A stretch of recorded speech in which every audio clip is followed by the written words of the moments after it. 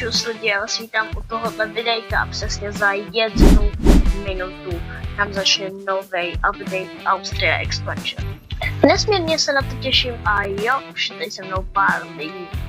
A máme to tady, právě mě to teleportovalo, už tady vidíme naši úplně novou mapu.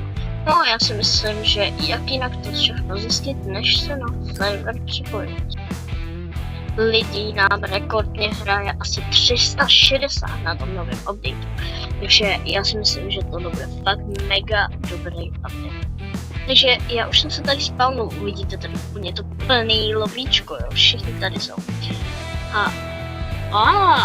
Takže nám šanter, no tak na to se koupím v dalším videu. To jako určitě nám prostě otevřel šanter, protože to nebylo v rakouský mapě, no super. Koukneme se, stejně máme nový vlak, no jasně, že máme. Máme tady Traxe, je to nový Trax, ten má fakt hodně liberek a tak pěkný, hele. To mi mega líbí třeba. No. Ty máme nějakýho novýho remakenutýho si myslíš Vectrona. No tak to jo, kámo. Tak to se mega těším. To dneska budeme šetřit na Vectrona, no super. Jak jinak to zjistit, než proč ne, třeba reločetem. A máme tady nový zastávky úplně se nám to prodloužilo a tady se nám to táhne, vidím to, už to vidím. Takže se dneska asi nepodíváme do ty nový zastávky, to mě teda docela mrzí jako. No, tak to nevadí, no. Tady máme fakt jenom icy a jdeme si projet to, co už známe. Že jel bych z Vídně tady úplně dolů a koukneme se, jak tam navazuje, dáme si paycheck bonus a jdeme na kolej třeba 3.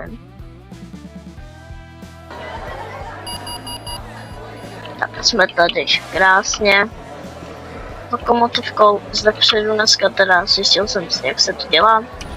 Máme tady krásný nádraží takhle. A můžeme vyrazit, takže já otevřu napravo dveře.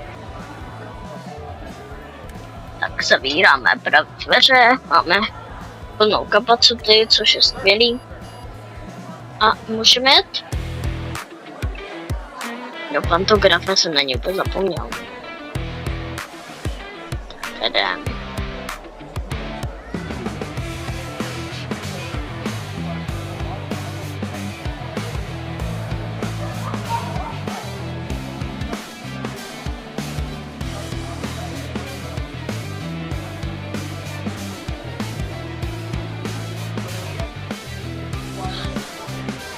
Takže k tomu novému updateu nám remakenuli 4 vlaky, což je fakt jako hustý. Mým účelem bylo dneska teda projet ty mapy, ale tak to nevadí. Znova, pojď. Dobrý, a můžeme. Takže tak. A tak dáme si tady ten pěkný ten se mi líbí, tady ten úsek hodně. Tady máme teda jenom 100. Pak tady dole je to hodně dobrý. Jsme tady. To kouknu, co nám tady přijíždí, to bude zajímavé. Jo.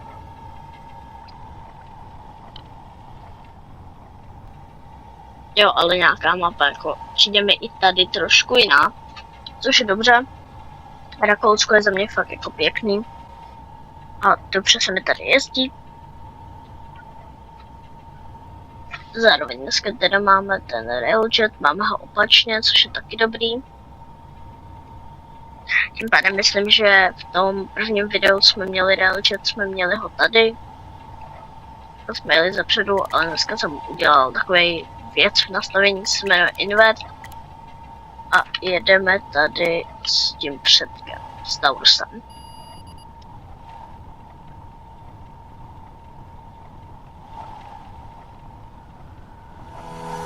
Čus. Přesně proto si jdeme prostě vesít Vectrona, který já chci. Tak a za chvíli jsme na zastávce.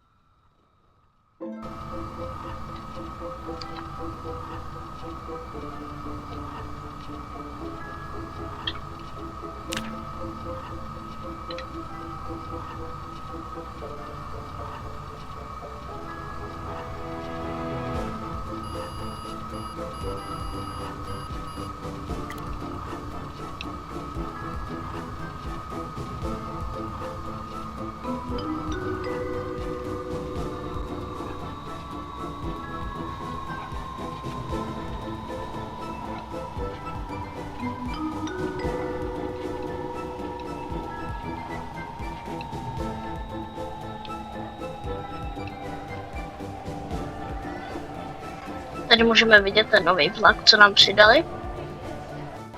A nějaký vagóny tady máme. Možná to bude nový freight line. Takže tak trošku univerzální update. Tak, máme tady si Elektrona, super. Teda Taurusa, já už nevím, co to je. Prosím asi. Byla tady ta cestávka? Já si nejsem jistý, jo, asi byla. Určitě byla.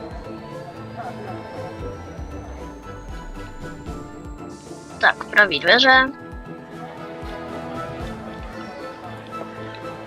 Krásný vlak. Jako ty dveře se dost dobře vydají. Sprint of Autorino.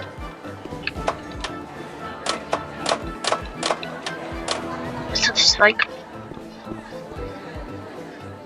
Tak.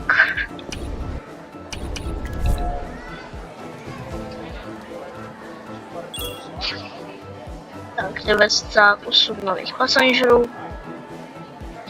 Zavřu to.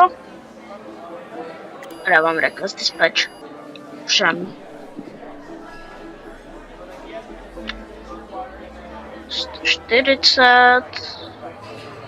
Čas mě nehoní.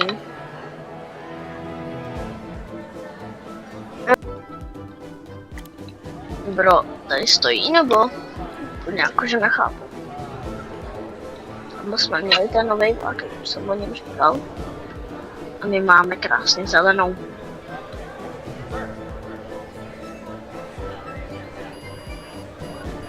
Tak, máme tady 140.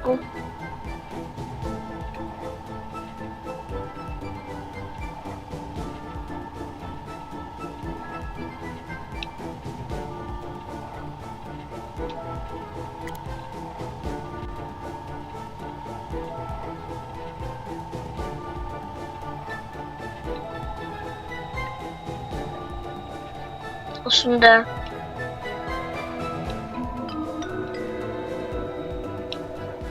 Tak.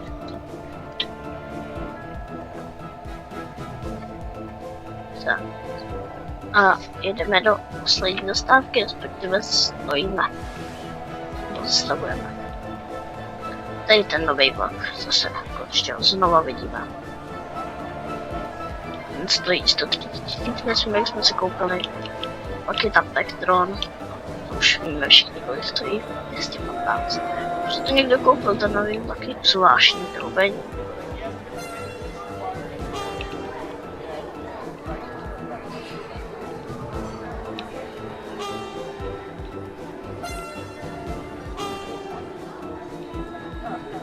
A brzdíme.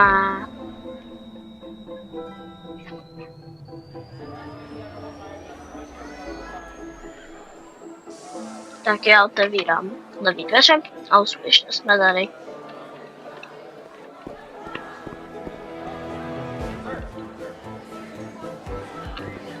Takže já bych tenhle update určitě hodnotil za skvělej. Zanechal bych mu 5 z 5 hvězdiček. Až budu mít nějaký ten nový vlak, tak se určitě kouknu na ten nový část mapy, můžeme to i natočit. Takže já s váma loučím. Čus.